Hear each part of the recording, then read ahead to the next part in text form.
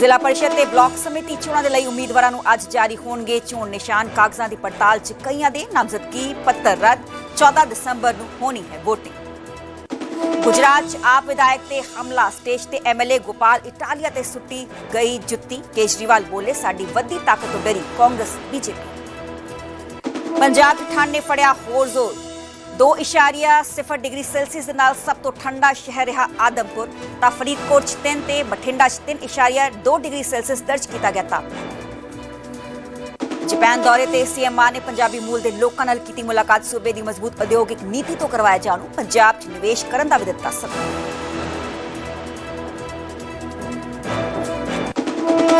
इस news headlines के प्रायोजक सबसे आगे सबसे अलग करतार कंबाइन, भारत के पहले कंबाइन निर्माता।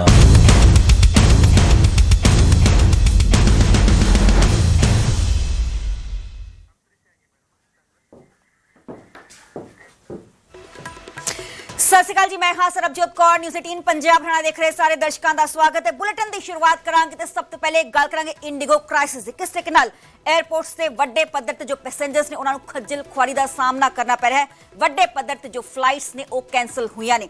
ਹਾਲਾਂਕਿ 에ਅਰਪੋਰਟ ਤੇ ਯਾਤਰੀਆਂ ਦੀ ਖੱਜਲ ਖੁਆਰੀ ਅੱਜ ਵੀ लगातार बरकरार है क्योंकि 2 ਤੋਂ 3 दिन हो गए ने ये जो क्राइसिस है लगातार बनया हुआ है। तो 4 दिनों के अंदर अंदर हुण 1500 तो वध जो फ्लाइट्स ने वो कैंसल हो चुकी ने। फ्लाइट्स कैंसल होने के करके एयरपोर्ट्स से जो लोग ने काफ़ी ज़्यादा परेशान हो रहे हैं। हैरेसमेंट उन्होंने हो रही है। 24-24 घंटिया तक उन्होंने फ्लाइट्स का इंतजार करना पै रहा है। होरना फ्लाइटा के किराए 10 गुणा वाधा कर दिता गया है क्योंकि ज़ाहिर जी गल है कि हुण ये वड्डा क्राइसिस है। जो इस क्राइसिस वर्गे हालात जो दूसरी एयरलाइंस ने उन्होंने अपने एयरफेयर च वाधा किया है वो भी 10 गुणा, यानी कि जो एयरफेयर है महंगियां हो गई ने होर ज़्यादा फ्लाइट्स जे तुसी जो किसी भी उड़ान की टिकट बुक करानी है। तो इंडिगो संकट के विचाले DGCA ने भी यह हुक्म जारी किए हैं कि यात्रियों को राहत देने लई DGCA ने कहा है कि उड़ाना बारे यात्रियों को समय सिर अपडेट किया जाए। रद्द की गई उड़ाना का पूरा रिफंड यात्रियों को दिता जाए।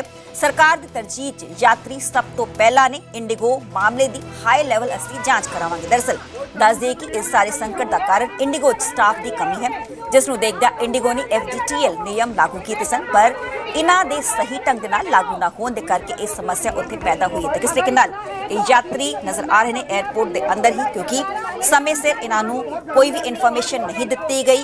ये एयरपोर्ट उत्थे पहुँच गए। एयरपोर्ट जो तुसीं फ्लाइट बोर्ड करनी होंदी है, हालांकि डोमैसटिक फ्लाइट्स ते पहला 2 घंटे एयरपोर्ट ते जाना होंदा है। इंटरनेशनल फ्लाइट तकरीबन 3-3.5 घंटे पहला एयरपोर्ट च एंट्री होंदी है पर किस तरीके नाल इन्हों सही समय सिर दस्या नहीं गया कि इन्हों की फ्लाइट का की कुछ स्टेटस है जिस करके ये पैसेंजर्स आ गए। इन्हों की फ्लाइट सी इन्होंने फ्लाइट बोर्ड करनी सी पर एयरपोर्ट पहुँच के इन्हों इस गल का पता लग्या कि इन्हों की जो फ्लाइट है वो कैंसल हो गई है। कुछ भी हो रहा है ना होने देना। कोई सॉल्यूशन तो नहीं है। सॉल्यूशन होगा हां तो ऊपर बंद करके बैठो। बेशक तो बंद करके बैठे रहो। अगर इतना है तो अभी भी मैम अपने आप सीनियर को बोला सारा बहुत गर्मी आ रही है बाहर बुलाओ खाने को। कि मैम मैं इतना मैं नहीं पा रहा हूं कि सिंपल सी बात है आज जब तू सर कहिए भाई कि कर रहे हो हमें पूरा दिन बिता दिया। रात के 3 बजे निकले छूट हमारे लिया गया हम लगेज देने के लिए आपका दिल्ली का हो जाए। आराम से बताइए आपका नाम बताइए क्या नाम है? प्रशा है। मुझे यहाँ से ग्वालियर से दिल्ली का मेरा टिकट था। उन्होंने बोला उसके बाद कि आपका ग्वालियर से दिल्ली कैंसिल हो चुका है, हम आपको डायरेक्ट फ्लाइट देते हैं तो रिफंड करते हैं। मैंने रिफंड दे दो मुझे। उसके बाद उन्होंने मुझे डायरेक्ट टिकट दिया। टिकट दिखा दीजिए। हाँ हाँ आराम से शांत हो जाइए। हाँ फिर टिकट पे क्या है? कैंसिल उन्होंने किया। हाँ मुझे लगा कि आपने कैंसिल करवाया। उसके बाद डायरेक्ट दिल्ली फ्लाइट दिया मुझे और मेरे बेटे का। हाँ उन्होंने ना खाना प्रोवाइड किया ना पानी प्रोवाइड किया। हम 17.5 घंटे एयरपोर्ट पे थे। 6 बजे से लेके हम रात के 3 बजे तक एयरपोर्ट पे थे। उसके बाद मैं अपने घर चली गई। मेरे बच्चे को बॉयल्स हुआ है, स्वेलिंग हुआ है। He is been admitted in airport. उन्होंने कुछ प्रोवाइड नहीं किया, खाना तक प्रोवाइड नहीं किया, पानी तक प्रोवाइड नहीं किया। मेरी कनेक्टेड फ्लाइट थी इंडिगो के साथ। IndiGo to via IndiGo Ahmedabad to Bengaluru to Amsterdam to Canada and it got cancelled without letting us know, and now I am getting stuck and I don't know now what will happen with my connected flight and how I will reach to the connection and anything else. There are long lined up, no one helping us, like sending us here and there. It's like crazy. That's like, this is the first time I'm traveling with Indigo and it's worst experience, and this is the last time. I will inform people never travel with Indigo. This is bullshit. अभी जाना है कलकत्ता, परसों से आके परसों से flight mix हो गया, तो फिर बोला है जो कल जैसे तैसे फ्लाइट हुआ, इंडिगो में आया है, रात को सुबह से आके सुबह में यहाँ से पड़ा है। अभी तक फ्लाइट का कोई ठिकाना नहीं है। क्या बोल रहे, हो जाएगा नहीं, 8 तारीख को होगा बोलता है। बहुत दिक्कत है ना अभी हमें, हम लोग का सोना खाना पीना कहाँ रहेंगे। हो गए जो टाइम पर आए, एयरपोर्ट भीतर घुसने नहीं दिया, फ्लाइट आपकी कैंसिल है। हमले मोबाइल पे कोई मैसेज नहीं है, आप काउंटर में जाके बात कीजिए, काउंटर में लाइन लगी हुई है, प्रॉपर जवाब नहीं दे रहे हैं। आप 3 दिन तक 3 दिन बाद टिकट मिलेगी। 3 दिन तक हम कहाँ रहे? मेरी कल की वियतनाम की टिकट बनी हुई है। इधर उधर मत होइए, आप कहाँ जा रहे हैं आप इधर आइए प्लीज, आपसे इंडिगो में कुछ नहीं, फ्लाइट कैंसिल है, 1 घंटा लगेगा बोल रहे हैं। 3 दिन बाद का आपको टिकट मिल सकता है। 3 दिन बाद आप बैठे रहिए यहाँ पर। और यहाँ पर कोई व्यवस्था दूसरी कोई व्यवस्था नहीं, काउंटर में 2 लड़के बैठे, एक आदमी को जवाब देने में 1 घंटा लगा रहे हैं ये लोग। ये बोल रहे हैं कि मैं आपके साथ खड़ा हूँ, क्या खड़े हैं? मेरी वाइफ सीनियर सिटीजन है, मैं सीनियर सिटीजन हूँ, जब से खड़ा हूँ 3 घंटा से। बात ये बोले 1 घंटा का टाइम दिया, मैं 1.5 घंटा के बाद में मिस्टर रितेश से मैं मिला, अभी मेरे को जवाब दे रहे हैं, फिर मैं 10 मिनट में बता रहा हूँ, फिर मैं बोला आधा घंटा में बता दो, यहीं खड़ा हूँ मैं। अभी तो कोई रिप्लाई नहीं आया मेरे पास। आप कितने लोग आए? मैं अकेला ही हूँ सब। कहाँ जाना है? मेरे को उड़ीसा जाना है, कलकत्ता की मेरी फ्लाइट है। आपका नाम बताएं। क्या बताइए ਤੇ ਜੋ ਹਾਲਾਤ ਨੇ ਬਿਲਕੁਲ ਹੀ ਖਰਾਬ ਨੇ। ਵੱਖ-ਵੱਖ 에ਅਰਪੋਰਟਸ ਦੀਆਂ ਤਸਵੀਰਾਂ ਅਸੀਂ ਤੁਹਾਨੂੰ ਵਿਖਾ ਰਹੇ ਹਾਂ। ਕਿਸ ਤਰੀਕੇ ਦੇ ਨਾਲ ਅਸੀਂ ਆਪਣੇ ਦਰਸ਼ਕਾਂ ਨੂੰ ਲੈ ਕੇ ਚੱਲਾਂਗੇ ਚੰਡੀਗढ़ मोहाली इंटरनेशनल एयरपोर्ट पे। मेरे सहयोगी अंकित दोदानी मौके पे मौजूद हैं। अंकित, यहाँ पे क्या कुछ तस्वीरें हैं? क्या यहाँ भी वही हालात हैं जो देश के बाकी एयरपोर्ट्स पे हमें देखने को मिल रहे हैं? कितनी फ्लाइट्स यहाँ पे इंडिगो की रद्द हुई हैं?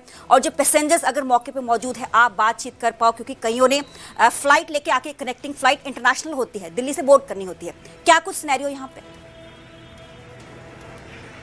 बिल्कुल, अगर चंडीगढ़ एयरपोर्ट की बात की जाए तो अभी एयर इंडिया की फ्लाइट यहां से आई है, और एयर इंडिया की फ्लाइट जब आई थी तो उन यात्रियों से जब हम बात कर रहे थे तो उनका कहना था कि दिल्ली से जो चंडीगढ़ इंडिगो की फ्लाइट आनी थी वो फ्लाइट कैंसिल हो चुकी है, और एयर इंडिया की फ्लाइट हालांकि टाइम से पहले आ गई है यहाँ, लेकिन फ्लाइट में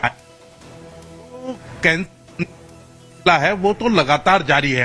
वो चाहे चंडीगढ़ एयरपोर्ट हो या कोई भी एयरपोर्ट हो, दिल्ली का हो, वो भुवनेश्वर का हो, वो अमृतसर का हो, तो सभी एयरपोर्ट पर यही चीज देखने को मिल रही है। लेकिन क्योंकि अंदर यात्री बैठे हैं, एयरपोर्ट के अंदर चले जाते हैं यात्री, और यहाँ जो बाहर निकल करके आते हैं तो वो फ्लाइट आती है या जाती है जब आते हैं, तो यहाँ भी कैंसिल लगातार हो रही है। लेकिन जिस तरह की मनमानी इंडिगो ने की है, इंडिगो कंपनी ने जिस तरह की।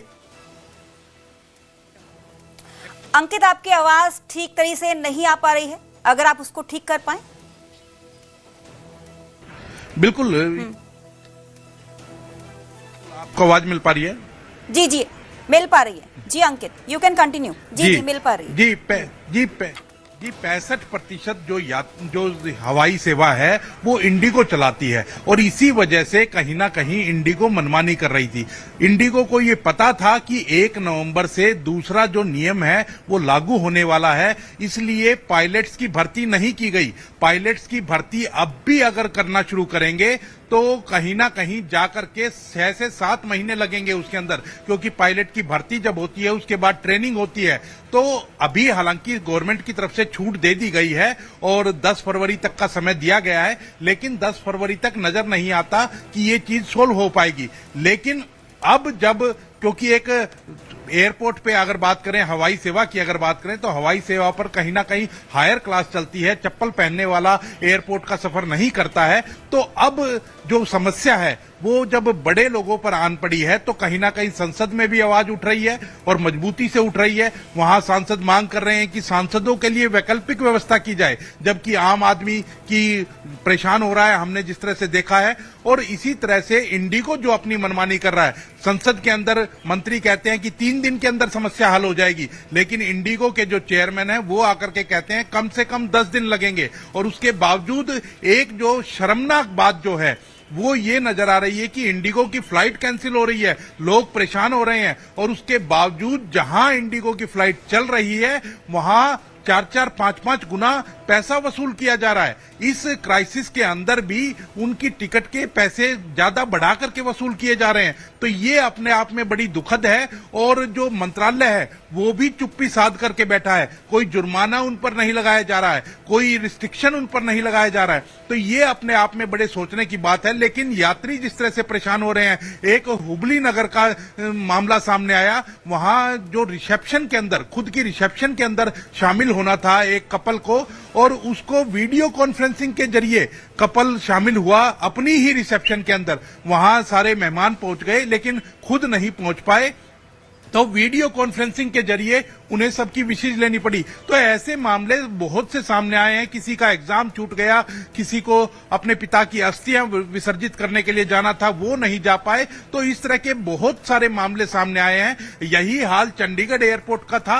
आज भी अभी चंडीगढ़ एयरपोर्ट पे जैसे मैंने बताया कि चंडीगढ़ जो फ्लाइट आनी थी दिल्ली से इंडिगो की, वो कैंसिल हो गई है। तो कहीं ना कहीं माहौल पूरा एक खराब हो रखा है और उसके अंदर ही जो यात्री हैं वो काफी परेशान हैं। लेकिन अब सरकार ने तो जो यात्री हैं, पैसेंजर्स हैं, वो बहुत ज्यादा परेशान हैं, उनको काफी परेशानी झेलनी पड़ रही है क्योंकि फ्लाइट्स ऑलरेडी पहले बुक करवाई हुई थी। पर किस तरीके से उनकी फ्लाइट को लेकर कोई भी जो स्टेटस है दस दे के पैसेंजर्स ਨੂੰ नहीं ਦਿੱਤਾ ਗਿਆ, ਜਿਸ ਦੇ ਨਾਲ ਜੋ ਪੈਸੇਂਜਰਸ ਨੇ ਯਾਤਰੀ ਨੇ ਵੱਡੇ ਪੱਧਰ ਤੇ ਜਦੋਂ 에ਅਰਪੋਰਟ ਉੱਥੇ ਪਹੁੰਚ ਰਹੇ ਨੇ, ਜਦੋਂ ਉਹਨਾਂ ਨੂੰ ਪਤਾ ਚੱਲਦਾ ਹੈ ਕਿ ਉਹਨਾਂ ਦੀ ਫਲਾਈਟ ਕੈਂਸਲ ਹੋ ਗਈ ਹੈ ਤੇ ਉਹਨਾਂ ਦਾ ਫੁੱਟਾ ਗੁੱਸਾ ਕਿਸ ਨਾ ਕਿਤੇ ਐਡਮਿਨਿਸਟ੍ਰੇਸ਼ਨ ਤੇ ਫੁੱਟਦਾ ਹੋਇਆ ਵਿਖਾਈ ਦੇ ਰਿਹਾ। ਤੇ ਕਿਸ ਤਰੀਕੇ ਨਾਲ ਇਹ 에ਅਰ ਫੇਅਰ 'ਚ ਵੀ ਵਾਧਾ ਜੋ ਹੈ ਵੱਡੇ ਪੱਧਰ ਤੇ ਕੀਤਾ ਗਿਆ। ਇੰਡੀਗੋ ਸੰਕਟ ਦੇ ਵਿਚਾਲੇ ਤੇ ਇੰਡੀਗੋ ਕ੍ਰਾਈਸਿਸ ਹੈ ਤੇ ਕਿਰਾਏ 'ਚ 10 ਗੁਣਾ ਵਾਧਾ ਹੋਰਨਾਂ 에ਅਰਲਾਈਨਸ ਦੇ ਵੱਲੋਂ ਕਰ ਦਿੱਤਾ ਗਿਆ ਹੈ।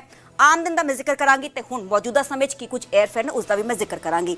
ਦਿੱਲੀ ਮੁੰਬਈ ਤੱਕ ਜੋ ਫਲਾਈਟ ਹੈ ਉਸ ਦਾ ਆਮ ਦਿਨ ਨਾਰਮਲ ਡੇਜ਼ 'ਚ ਕਿਰਾਇਆ ਹੁੰਦਾ ਹੈ 6000 ਤੋਂ ਲੈ ਕੇ 6200 ਇਹ ਪੂਰਾ ਕਿਰਾਇਆ ਹੁੰਦਾ ਹੈ। ਪਰ ਹੁਣ ਜੋ ਇਸ ਦਾ ਕਿਰਾਇਆ ਹੈ 25000 ਤੋਂ ਲੈ ਕੇ 49000 ਤੱਕ ਇਹ ਜੋ ਟਿਕਟ ਹੈ बुक की जा रही है क्योंकि होर फ्लाइट्स ने, विस्तारा है, एयर इंडिया है तो इन्होंने कंपनीज ने 10 गुना इजाफा अपने एयरफेयर च कर दिता है। ਜ਼ਾਹਰ जी गल है कि हुण कंपनीज नूं पता है कि यात्रियों नूं लोड़ है तो वड्डे पद्धर ते रश भी है, जिस करके 10 गुना वाधा इन्हां एयरफेयर च दूसरियां एयरलाइंस के वालों कर दिता गया है। दिल्ली बेंगलुरु का मैं जिक्र करांगी, आम दिन इसका फेयर होंदा है 7000 तो लैके 7200 रुपए। पर मौजूदा समय किसने फ्लाइट बुक करानी है दिल्ली तो बेंगलुरु दी ते 40000 तो लैके 80000 रुपए तक का जो एयर फेयर है 80000 रुपए तक की लंडन की टिकट बुक हो जाती है। पर मौजूदा जो तुसीं डोमैसटिक ही ट्रैवल करना है तो मौजूदा समय भी डोमैसटिक जो ट्रैवल करना भी यात्रियों के लिए कितना किते बहुत ज़्यादा औखा हो चुका है, बहुत ज़्यादा महंगा हो चुका है। दिल्ली चेन्नई का जिक्र करांगे, आम दिनों फेयर होंदा है एयर फेयर 6000 तो लैके 8000 रुपए तक। पर हुण जो मौजूदा फेयर है 68000 रुपए तो लैके 82000 रुपए एयर फेयर जो है वो कर दिता गया है दूसरी एयरलाइंस के मुताबिक, क्योंकि इंडिगो का संकट लगातार जारी है। 4 दिन हो चुके हैं, इस संकट का कोई भी हल नहीं निकले है, जिसको लेके हुण जो दूसरी एयरलाइंस ने उन्होंने अपने एयर फेयर इजाफा कर दिता है। दिल्ली हैदराबाद का जिक्र करांगे, आम दिन जो किराया एयर फेयर होंदा है 6000 तो लैके 7000 रुपए एयर फेयर होंदा है। पर हुण जो एयर फेयर है 55000 रुपए तो लैके 45000 रुपए तो लैके पिछली स्लाइड का मैं जिक्र करांगी। चलो नैक्सट स्लाइड का जिक्र करने, दिल्ली कोलकाता का एयर फेयर मौजूदा समय 5500 तो लैके 6000 रुपए है तो हुण उसनूं वधा दिता गया है। तो इसी तरह दिल्ली मुंबई का भी जिक्र करांगे, आम दिनों 6000 तो लैके 6200 होंदा है एयर फेयर, पर हुण 25000 तो लैके 49000 रुपए जो एयर फेयर है वो कर दिता गया है। तो वक्-वक् जो एयर फेयर का जिक्र करांगे क्योंकि इंडिगो संकट के विचाले ये जो किराया है वो 10 गुना वधा दिता गया है। मेरा खुद का परिवार ट्रैवल कर रहा था और करीबन 4.5-5 घंटों ने वेट करना पड़ा और फिर फ्लाइट उड़ी, पहुंच भी गए और बहुत सारी फ्लाइटें नहीं उड़ी, बहुत सारी कैंसिल हुई, बहुत सारे लोग शादियां नहीं अटेंड कर पाए, मीटिंग्स कैंसिल हुई, इवेंट्स कैंसिल हुए, बहुत तकलीफें हुई। लेकिन जो दुख की बात ये देखने को मिली कि उन एयरपोर्ट्स पे जब जितना जो स्टाफ था, ग्राउंड स्टाफ, उस पर कैसे लोग चिल्ला रहे थे। आई नो कि फ्रस्ट्रेशन होती है, दुख होता है और आप अपना गुस्सा निकालते हो, बट आप खुद को इमेजिन कीजिए उनकी जगह पर, जो खुद बेबस हैं, उन्हें पता नहीं कि आगे क्या स्केड्यूल्स हैं, कैसे फ्लाइट्स उड़ेंगी या नहीं उड़ेंगी, और जो उन्हें ऊपर से मैसेजेस आते हैं, they just have to pass it on to you. So जो लोगों ने रिएक्ट किया, जिस तरह से लड़ाई झगड़े हो रहे थे, I think it's very very unfortunate. ये वो स्टाफ है सर्विस इंडस्ट्री का जो हम लोगों का ध्यान रखता है, हमेशा उनके चेहरे पर स्माइल्स रहती हैं, चाहे वो इन फ्लाइट क्रू की बात करें या ऑन ग्राउंड क्रू की बात करें, हमें स्कॉट करते हैं, ध्यान रखते हैं सब लोगों का। सो आई थिंक हमारी रिस्पॉन्सिबिलिटी बनती है, जब मुश्किल आती है उन पर, तो हम भी उनका साथ दें। ਅੱਗੇ ਵਧਾਂਗੇ ਤੇ ਗੱਲ ਕਰਾਂਗੇ ਗੈਂਗਸਟਰਸ ਦੀ। ਗੈਂਗਸਟਰ ਗੋਲਡੀ ਬਰਾੜ ਤੇ ਲਾਰੈਂਸ ਬਿਸ਼ਨੋਈ ਦੀ, ਜਿਨ੍ਹਾਂ ਦੇ ਵਿਚਾਲੇ ਜ਼ੁਬਾਨੀ ਜੰਗ ਕਾਫੀ ਜ਼ਿਆਦਾ ਤਿੱਖੀ ਹੋ ਚੁੱਕੀ ਹੈ ਇੰਦਰਪ੍ਰੀਤ ਪੈਰੀ ਦੇ ਕਤਲ ਤੋਂ ਬਾਅਦ। ਤੇ ਗੈਂਗਸਟਰ ਗੋਲਡੀ ਬਰਾੜ ਦੀ ਇੱਕ ਹੋਰ ਆਡੀਓ ਕਲਿੱਪ ਸਾਹਮਣੇ ਆਈ ਹੈ। 6 ਮਿੰਟ 36 ਸੈਕਿੰਡ ਦੀ ਇਹ ਆਡੀਓ ਕਲਿੱਪ ਹੈ। ਹਾਲਾਂਕਿ ਨਿਊਜ਼ 18 ਇਸ ਆਡੀਓ ਕਲਿੱਪ ਦੀ ਪੁਸ਼ਟੀ ਨਹੀਂ ਕਰਦਾ ਹੈ। ਦਰਅਸਲ ਪੈਰੀ ਦੇ ਨਾਲ ਵਿੱਕੀ ਨੂੰ ਵੀ ਖਤਮ ਕਰਨ ਦਾ ਇਹ ਪੂਰਾ ਪਲਾਨ ਸੀ। ਗੋਲਡੀ ਬਰਾੜ ਇਸ ਆਡੀਓ ਕਲਿੱਪ 'ਚ ਇਸ ਗੱਲ ਦਾ ਦਾਅਵਾ ਕਰਦਾ ਹੋਇਆ ਵਿਖਾਈ ਦੇ ਰਿਹਾ ਹੈ। ਗੋਲਡੀ ਬਰਾੜ ਦਾ ਕਹਿਣਾ ਹੈ ਕਿ ਵਿੱਕੀ ਦੁਬਈ 'ਚ ਸਾਡੇ ਦੋਸਤ ਮਨੀ ਦੇ ਨਾਲ ਰਹਿ ਰਿਹਾ ਹੈ। ਅਸੀਂ ਜ਼ੋਰਾ ਸਿੰਘ ਉਰਫ ਸਿੱਪਾ ਨੂੰ ਮਾਰਿਆ ਹੈ। ਸਿੱਪਾ ਪੁਲਿਸ ਦਾ ਮੁਖਬਿਰ ਸੀ। ਇਸ ਗੱਲ ਦਾ ਜ਼ਿਕਰ ਗੋਲਡੀ ਬਰਾੜ ਨੇ ਕੀਤਾ। ਵਿੱਕੀ ਦਾ ਸਿੱਪਾ ਦੇ ਕਤਲ 'ਚ ਕੋਈ ਵੀ ਰੋਲ ਨਹੀਂ ਸੀ ਤੇ ਅੱਜ ਸਾਡੀ ਇਹਨਾਂ ਦੇ ਨਾਲ ਦੁਸ਼ਮਣੀ ਹੈ। ਪੈਰੀ ਦੇ ਕਤਲ ਦੀ ਪਲਾਨਿੰਗ ਲਾਰੈਂਸ ਨੇ ਕਰਵਾਈ ਸੀ। ਪੈਰੀ ਨੂੰ ਬਹਾਨੇ ਨਾਲ ਬੁਲਾ ਕੇ ਉਸ ਨੂੰ ਗੋਲੀਆਂ ਮਰਵਾਈਆਂ ਗਈਆਂ। ਇਸ ਗੱਲ ਦਾ ਜ਼ਿਕਰ ਗੋਲਡੀ ਬਰਾੜ ਨੇ ਇਸ ਆਡੀਓ ਕਲਿੱਪ 'ਚ ਕੀਤਾ। ਇਸ ਤੋਂ ਪਹਿਲਾਂ ਇੰਦਰਪ੍ਰੀਤ ਪੈਰੀ ਦੇ ਕਤਲ ਤੋਂ ਬਾਅਦ ਵੀ ਗੋਲਡੀ ਬਰਾੜ ਦੀ ਆਡੀਓ ਕਲਿੱਪ ਆਈ ਸੀ। ਲਾਰੈਂਸ ਬਿਸ਼ਨੋਈ ਨੂੰ ਕਿਹਾ ਸੀ ਕਿ ਆਪਣੀ ਪੁੱਠੀ ਗਿਣਤੀ ਲਾਰੈਂਸ ਬਿਸ਼ਨੋਈ ਸ਼ੁਰੂ ਕਰ ਦੇ, ਪਰ ਉਸ ਤੋਂ ਬਾਅਦ ਇੱਕ ਕਾਲ ਰਿਕਾਰਡਿੰਗ ਬੀਤੇ ਕੱਲ ਆਈ ਸੀ ਲਾਰੈਂਸ ਬਿਸ਼ਨੋਈ ਦੀ, ਕਿਉਂਕਿ ਇੰਦਰਪ੍ਰੀਤ ਪੈਰੀ ਦੇ ਨਾਲ ਇਹ ਗੱਲਬਾਤ ਕਰਦਾ ਹੋਇਆ ਉਸ ਕਾਲ ਰਿਕਾਰਡਿੰਗ ਸਾਹਮਣੇ ਆਇਆ ਸੀ ਕਿ ਕਿਸ ਤਰੀਕੇ ਦੇ ਨਾਲ ਉਸ ਦੇ ਵੱਲੋਂ ਗੱਲਬਾਤ ਕੀਤੀ ਗਈ। ਉਸ ਨੂੰ ਧੋਖੇ ਨਾਲ ਉੱਥੇ ਬੁਲਾਇਆ ਗਿਆ ਸੈਕਟਰ 26 ਚੰਡੀਗੜ੍ਹ ਤੇ ਆਪਣੇ ਜੋ ਗੁਰਗੇ ਭੇਜ ਕੇ, ਸ਼ੂਟਰਸ ਭੇਜ ਕੇ ਉਸ ਨੂੰ ਮੌਤ ਦੇ ਘਾਟ ਉਤਾਰ ਦਿੱਤਾ ਗਿਆ।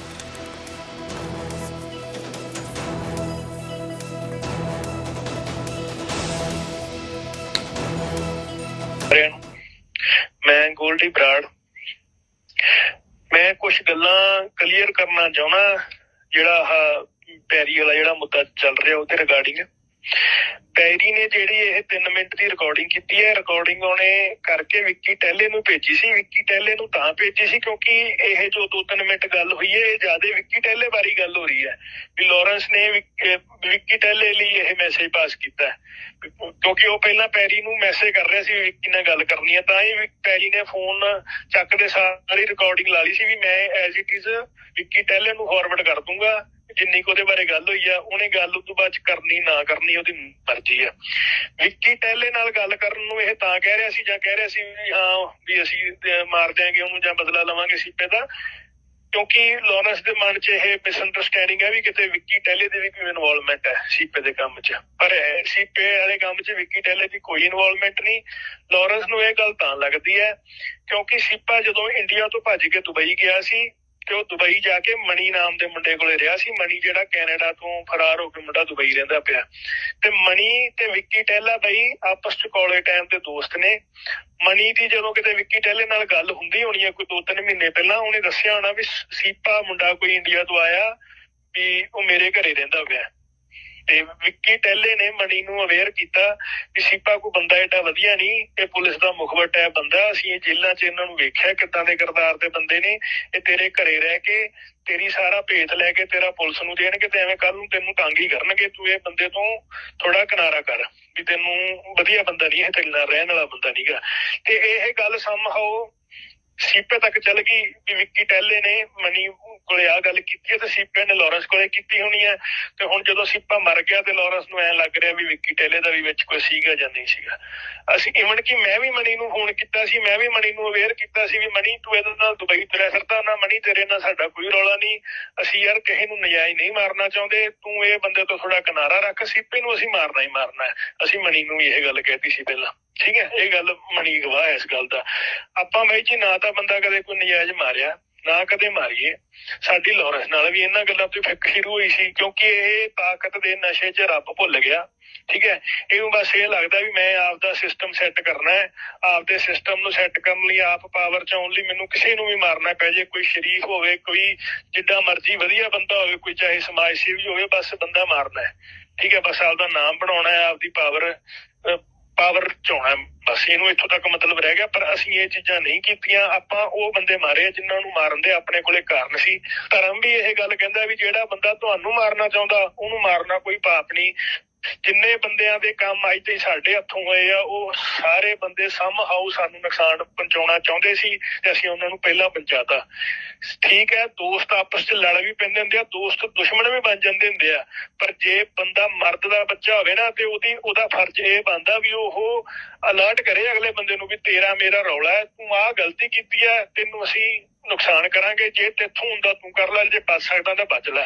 ਸੀਪਾ ਮਾਰਿਆ, ਸੀਪੇ ਨੂੰ ਪਹਿਲਾਂ ਕਿਹਾ ਸੀ, ਤੇ ਹੋਰ ਵੀ ਮੇਰੇ ਕਈ ਇਹੋ ਜਿਹੇ ਬੰਦੇ ਨੇ ਜਿਹੜੇ ਕਿਸੇ ਟਾਈਮ ਮੇਰੇ ਦੋਸਤ ਰਹੇ ਨੇ ਤੇ ਅੱਜ ਮੇਰੇ ਦੁਸ਼ਮਣ ਨੇ ਉਹ, ਪਰ ਮੈਂ ਉਹਨਾਂ ਨੂੰ ਪਹਿਲਾਂ ਅਵੇਅਰ ਕੀਤਾ। ਹਾਲਾਂਕਿ ਜੇ ਮੈਂ ਬਿਨਾਂ ਦੱਸੇ ਮਾਰਨਾ ਹੁੰਦਾ ਨਾ, ਇਹ ਲਾਰੈਂਸ ਵਾਂਗੂ ਗੱਲਾਂ ਮਾਰ ਮਿੱਠੀਆਂ ਘਰ ਪਰਿਵਾਰਾਂ ਦੀਆਂ ਗੱਲਾਂ ਕਰ ਬਾਅਦ 'ਚ ਬੁਲਾਉਣਾ ਹੁੰਦਾ ਤੇ ਜਿਵੇਂ ਮਰਜ਼ੀ ਮਾਰ ਲੈਂਦੇ, ਪਰ ਇਹ ਕੰਮ ਨਹੀਂ ਕਰਨਾ, ਕਿਉਂਕਿ ਵੈਰੀ ਨੂੰ ਮਾਰਦੇ ਹੀ ਹੁੰਦੇ ਆ। ਠੀਕ ਹੈ, ਇਹ ਅਸੂਲ ਹੈ, ਪਰ ਯਾਰ ਬਣ ਕੇ ਕਿਸੇ ਨੂੰ ਮੈਂ ਪਿੱਠ ਤੇ ਛੁਰਾ ਮਾਰਨਾ, ਇਹਦੀ ਕਿਤੇ ਮਾਫੀ ਨਹੀਂ।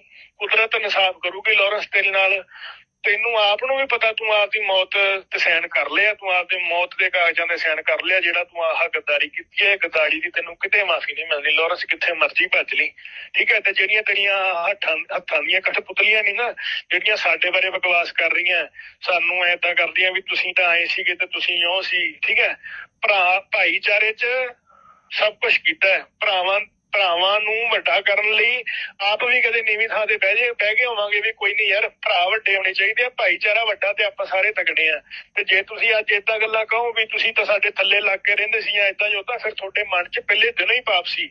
18 ਸਾਲਾਂ ਦੇ ਆਪਾਂ ਆਪਸ 'ਚ ਯਾਰ ਰਹੇ ਆ। ਠੀਕ ਹੈ, ਸਾਰੇ ਸ਼ੁਰੂ ਤੋਂ ਇਕੱਠੇ ਰਹੇ ਆ। ਹੁਣ ਤੁਸੀਂ ਆਹ ਗੱਲਾਂ ਕਰਦੇ ਹੋ ਨਾ, ਇੱਥੋਂ ਤੁਹਾਡੀ ਔਕਾਤ ਦਾ ਪਤਾ ਲੱਗਦਾ ਵੀ ਤੁਹਾਡੀ ਫਿਤਰਤ ਕੀ ਹੈ। ਪਰ ਅਸੀਂ ਤੁਹਾਡੇ ਵਾਲੇ ਲੈਵਲ ਤੇ ਕਦੇ ਨਹੀਂ ਗਿਰਾਂਗੇ। ਅੱਜ ਵੀ ਮੈਂ ਕਹਿੰਦਾ ਕਦੇ ਕਿਸੇ ਨੂੰ ਨਜਾਇਜ਼ ਨਹੀਂ ਮਾਰਾਂਗੇ, ਜਿਹੜਾ ਬੰਦਾ ਮਾਰਾਂਗੇ ਜਾਇਜ਼ ਮਾਰਾਂਗੇ, ਕਸੂਰਵਾਰ ਮਾਰਾਂਗੇ। ਤੁਹਾਡੀ ਮੌਤ ਆਈ ਆ, ਤੁਹਾਨੂੰ ਦਿਖ ਰਹੀ ਆ, ਤੁਸੀਂ ਡਰਦੇ ਇਹ ਗਲਤੀਆਂ ਕਰੀ ਜਾਂਦੇ ਹੋ। ਤੇ ਉਹ ਗੱਲ ਹੈ ਨਾ ਇੱਕ ਕਹਾਵਤ ਵੀ ਡੁੱਬਣ ਲੱਗਿਆ ਜਿੰਨੇ ਜ਼ਿਆਦਾ ਹੱਥ ਪੈਰ ਮਾਰੇ ਬੰਦਾ ਉਨੀ ਛੇਤੀ ਡੁੱਬਦਾ ਹੁੰਦਾ, ਤੇ ਤੂੰ ਛੇਤੀ ਡੁੱਬੇਗਾ, ਉਹਨੇ ਯਾਦ ਰੱਖੀ।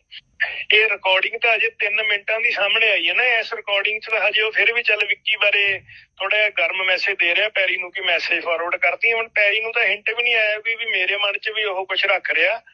ਹਾਲਾਂਕਿ ਇਹ ਪੁਲਿਸ ਇਨਵੈਸਟੀਗੇਸ਼ਨ 'ਚ ਆ ਗਿਆ। ਹੁਣ ਵੀ ਜਿਹੜੀ ਡੇਟ ਨੂੰ ਪੈਰੀ ਨਾਲ ਆਹ ਗੱਲ ਕਰ ਰਿਹਾ ਸੀ ਨਾ ਲਾਰੈਂਸ, ਉਸ ਦਿਨ ਵੀ ਪੈਰੀ ਤੇ ਟਰੈਪ ਲੱਗਿਆ ਹੋਇਆ ਸੀ, ਪਰ ਇਹਨਾਂ ਦੇ ਉਹ ਹੱਥ ਨਹੀਂ ਆ ਰਿਹਾ ਸੀ। ਇਹਨਾਂ ਨੇ ਉਸ ਤੋਂ ਬਾਅਦ 'ਚ ਵੀ 1-2 ਦਿਨ ਉਹਨੂੰ ਲੱਭਦੇ ਫਿਰੇ। ਫਿਰ ਲਾਰੈਂਸ ਨੇ ਉਹਨੂੰ ਦੁਬਾਰੇ ਫੋਨ ਲਾਇਆ ਤੇ ਉਹਨੂੰ ਆਈ ਬਹਾਨਾ ਬਣਾਇਆ ਵੀ ਯਾਰ ਆਹ ਹੁਣ ਵੀ ਆਪਣੀ ਗੱਲ ਸਿੱਧੀ ਨਹੀਂ ਹੋ ਰਹੀ, ਕਿਉਂਕਿ ਡੱਬੇ ਕਾਲ ਤੇ ਇੱਕ ਮੁੰਡਾ ਗੱਲ ਕਰਾ ਰਿਹਾ ਸੀ ਵਿੱਚ, ਜਿਹੜਾ ਰਿਕਾਰਡਿੰਗ 'ਚ ਬੋਲ ਵੀ ਰਿਹਾ।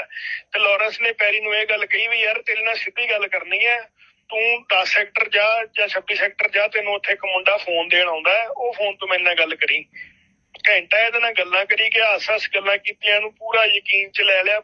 ਤਾਂ ਹੀ ਉਹ ਵਿਚਾਰਾ ਕੱਲਾ ਨਿਹੱਥਾ ਉੱਥੇ ਜਾ ਵੜਿਆ ਤੇ ਉੱਥੇ ਜਿਹੜਾ ਮੁੰਡਾ ਇਹਨੂੰ ਫੋਨ ਦੇਣ ਆਇਆ ਹੋਵੇ ਇਹਦੇ ਨਾਲ ਹੀ ਗੱਡੀ 'ਚ ਬੈਠਾ, ਪਤਾ ਨਹੀਂ ਇਹਦੇ ਨਾਲ ਗੱਲ ਵੀ ਕਰਾਈ ਹੋਵੇ ਚਾਹੇ ਨਾ ਕਰਾਈ ਹੋਵੇ, ਹੁਣ ਉਹ ਤਾਂ ਰੱਬ ਜਾਣਦਾ।